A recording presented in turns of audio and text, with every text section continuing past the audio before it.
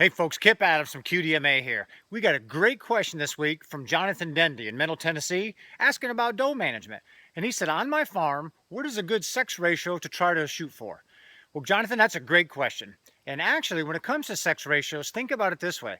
You can take all the fawns born in your home state of Tennessee this year, about half of them will be buck fawns and about half will be doe fawns.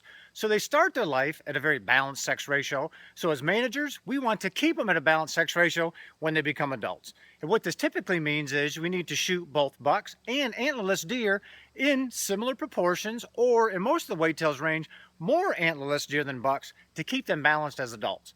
Now, don't get too caught up in trying to get to that 1-to-1 sex ratio. You don't need to be there. And even if you can get there, it's almost impossible to stay at, because bucks, just like humans, the guys are far more likely to do something foolish and get killed outside of the deer season, whether that's hit by a car or fighting or whatever the case may be.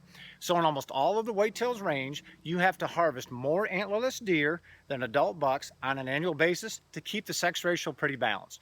Now, some people will try to estimate this on their places with camera surveys or observation surveys, and camera surveys in particular are a really good technique for doing so. So what I tell people is try to shoot for having at least a 2-to-1 adult sex ratio, that being 2 adult does for every adult buck, because the actual sex ratio is usually more balanced than we can estimate.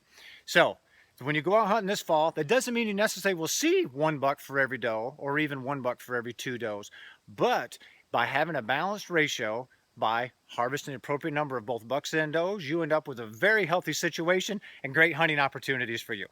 Anybody else, if you'd like to ask us a question, go to QDMA.com, find our spot on there about Ask QDMA, send us a question. Maybe we'll feature you on here on a future episode. Good luck this fall, and be safe in the woods.